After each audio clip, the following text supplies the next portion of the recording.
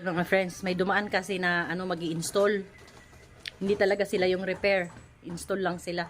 Sabi ko baka pwede nyo naman tignan. Sabi niya, pag hindi kasi naka-assign sa amin ng ticket, ma'am, hindi namin pwedeng galawin kasi pag darating yung naka-assign sa kanila. Kasi mayroon kasi yung kanya-kanyang bayad. Pero kung gusto nyo po, kami na lang gagalaw pero titignan namin kasi kaso lang kapag main yung sira, hindi namin maayos. Tignan lang namin yung wiring, tapos yung connection sa poste. Kayo na lang pong bahala, pang merienda ko, nana, hayaan mo na. Tignan ko, tapos sabi niya, kung pumunta po dito yung naka-assign po sa inyo na technician, ma'am, sabihin nyo na lang na may gumalaw dyan. So, walang pumunta dito sa bahay nyo. Sabihin nyo lang pagkatapos nung may gumalaw, nagkaroon na kami ng internet, ganun na lang. Kasi kami po kasi mabubuljak, sabi. Charot, baka char-char lang, no? But anyway, hayaan mo na, importante magka-internet kami. So, mukhang magkaka-internet, kaya next week na ako bababa, akit ng Baguio. Tapos isi-set up ko yung workstation ko na maayos. Dito siguro ako sa labas. Para kasi makukulit tong dalawa eh.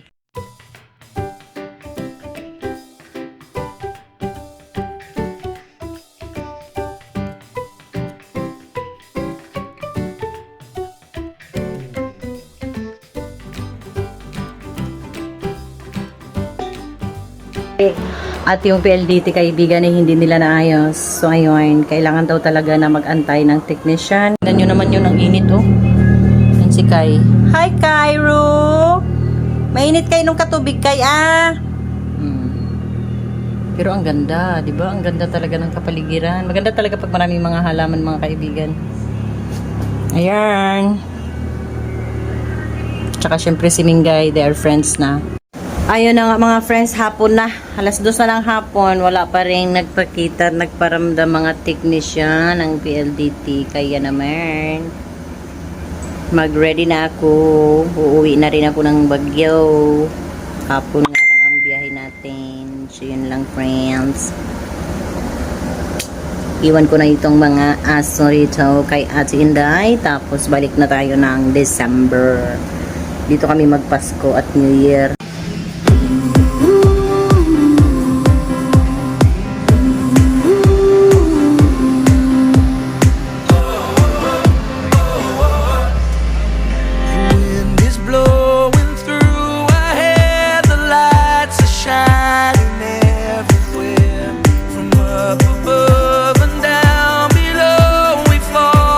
Yes, welcome back to me. I'm here in Baguio ng mga friends. Dumating ako mag-11 na ng gabi.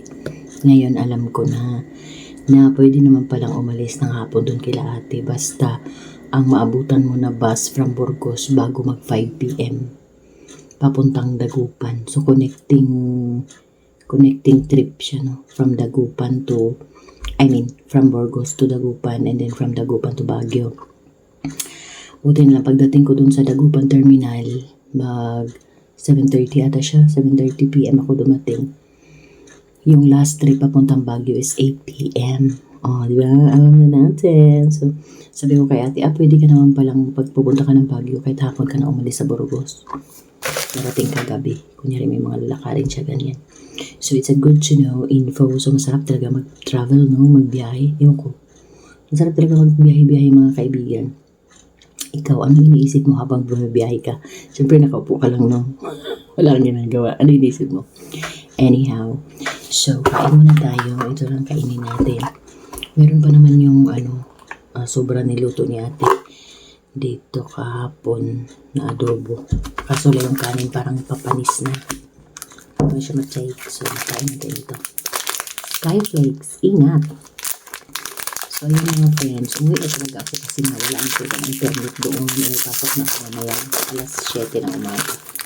So, time check is almost 1 a.m. na, no? Kasi nice-ayos ko pa yung mga equipment ko para sa work tomorrow. So, ayun. Tapos, nakita rin kami ni ate, nakauwi din si ate Inday. So, nagkita na lang kami doon sa bayan, sa town, sa Burgos. Doon kami nagkita. Galing siya ng Baguio kasi nagkasikaso siya ng kanyang SSS. Hindi ko na na-video ma friend kasi lobat na kiss. Tapos masyado akong aligaga sa bus. Walang ibas pa kayo natin ngayon. Tinagtanungan ko na lahat ng mga tricycle driver doon. Sabi nila, mayroon naman, may ano pa, last trip. Diyos ko, buti na lang, hindi ako nakinig. May last trip pa, alas 6, alas 7, ganyan. Minsan alas 8, sabi ko, alanganin yun ah. Buti na lang talaga. Anyway, ngayon alam ko na. So, it's easy lang talaga na mag-travel. Papuntang Burgos, Pangasinan. Alam na natin yung oras na mga biyahe ng mga bus. Okay, perfect. Easy lang ang travel talaga, my friend. So, yun. Gustong-gusto ko din mag-travel. Ikaw gusto mo rin? Okay naman yung mga aso doon. Pero tinali ko si Kai bago ako umalis. Ewan ko lang kung paano nila matanggal yun. Baka tsaka na nila matanggal yung tali kapag dumating ako. Pero sana, sabi ko naman kay ate, kausapin niya lang si Kai. Diyos ko, Lord. Hindi bago yung mga aso. Pero yun know, after wala pang 1 week, mga 3 days pa lang, masasanay din sila. Ayun lang, good morning na dyan. Maraming salamat sa panonood. I-subscribe mo naman ako kung dumaan ito sa iyong FYP. Ano na ba? Subscribe to my channel. Thank you for watching. Good morning. Hi, Ate. Good morning. Hi. Nakakapagbago. Hi, guys. Hello. Hello, Mama. How are you, Mama Mingay? Hello, Mama Mingay. Hello. Umikanin naman kayo. Lagyan natin ng kunting dog food, ay cat food, oh.